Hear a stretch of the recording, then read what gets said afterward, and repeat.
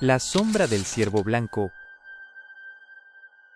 El murmullo del bosque, 12 de la noche a 3 de la mañana. El bosque de White Marsh no era solo un lugar, era un silencio espeso, interrumpido solo por el crujir de las agujas de pino bajo la bota y el canto melancólico del carbonero. En ese silencio vivía Elías, un hombre que se había fundido con la arboleda como la hiedra en el roble. Para el mundo exterior, Elías era un mito, la razón por la que las parejas de excursionistas nunca regresaban, el susurro que hacía que los niños se aferraran a sus padres. En White Marsh, era la ley natural, la culminación de su propio credo. Solo la naturaleza debe perdurar.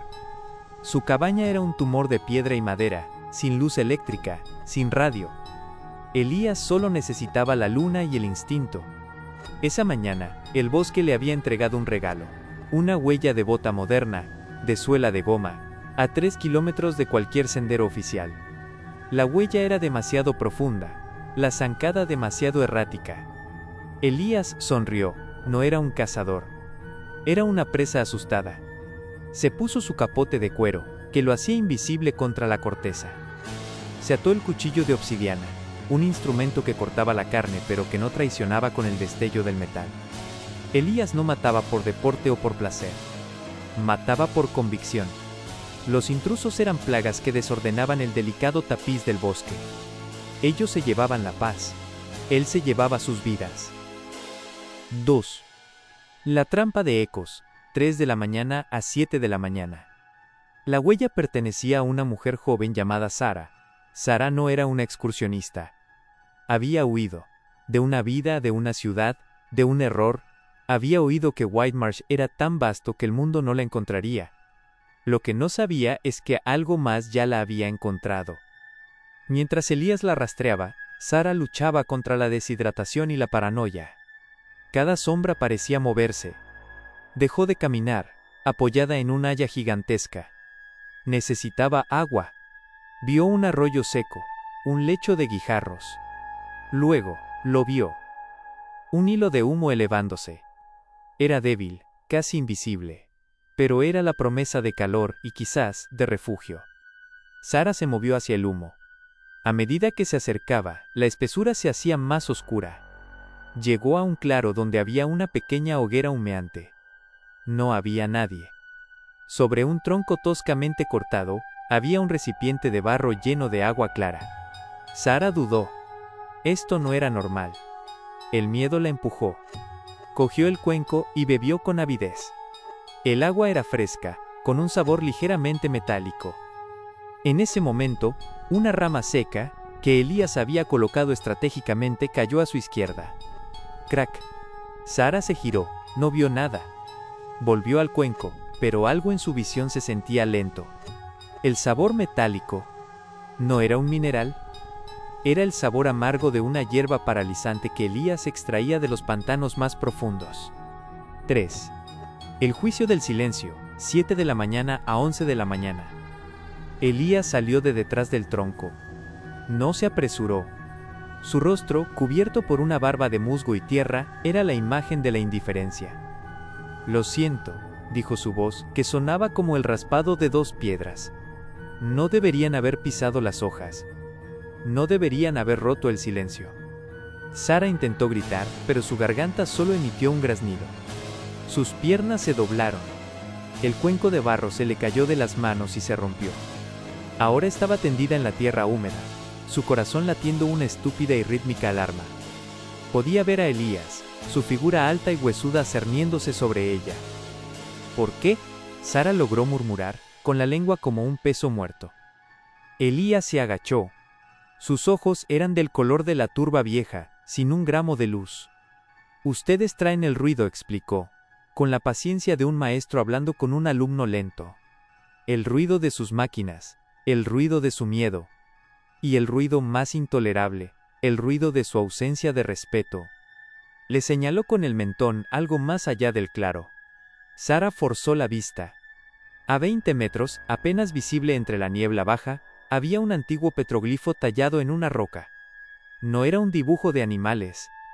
Era un símbolo complejo de espirales y líneas. Y junto al petroglifo, sobre una pila de piedras cuidadosamente apiladas, Había algo que la hizo sollozar en silencio. Una cornamenta de ciervo blanco. No una cornamenta cualquiera. Era tan perfecta, tan inmaculada, que parecía brillar. El ciervo blanco, susurró Elías, casi con reverencia. El espíritu de este lugar. Lo mataron hace 2 meses. Por una foto. Por un trofeo. Ustedes son incapaces de ver la belleza sin querer poseerla, sin querer destruirla. Elías no era el asesino del ciervo, pero la muerte de la criatura había encendido una furia en él que ya no podía contener. Para él, Sara y todos los demás eran cómplices del crimen original. I.V. El precio de la belleza, 11 de la mañana a 3 de la tarde. Elías se puso de pie, su sombra cubriendo a Sara como un sudario. Ella cerró los ojos, preparándose para el final. Escuchó el sonido del cuchillo de obsidiana al ser desenvainado, un siseo áspero. Pero el golpe no llegó. En lugar de eso, escuchó un sonido diferente, el sonido de algo siendo cavado en la tierra. Abrió los ojos. Elías estaba usando una pala pequeña, excavando un agujero profundo junto a la fogata. El bosque recupera lo que le pertenece, dijo Elías sin mirarla. El ciervo blanco volverá si ustedes dejan de venir. Sara se dio cuenta de su horrible error. Elías no la iba a dejar simplemente morir de frío. Iba a sepultarla. Viva, o al menos, antes de que el paralizante desapareciera. Mientras la neblina en su mente se hacía más densa, Sara, impulsada por un último y desesperado estallido de adrenalina, logró mover un dedo.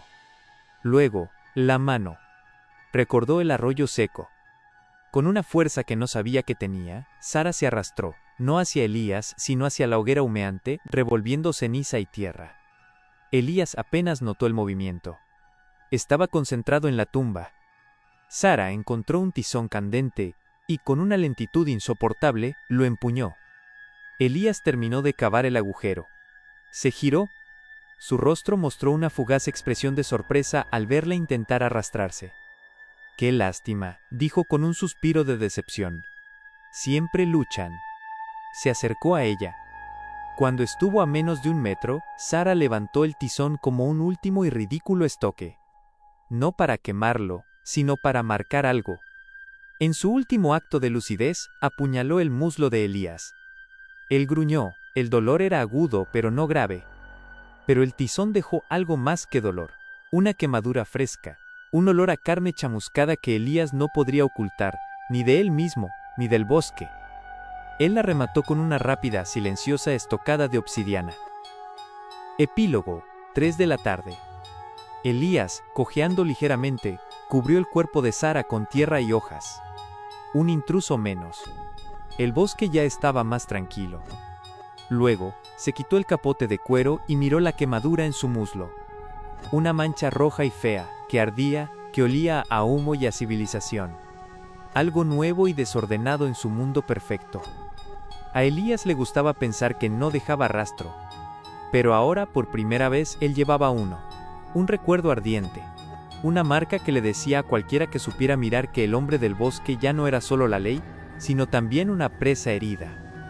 Mientras el sol se ponía, tiñendo el bosque de White Marsh con un rojo inquietante, Elías se alejó, y la única evidencia de lo ocurrido era la tierra recién removida, y el persistente, débil olor a humo que se aferraba a la corteza del roble.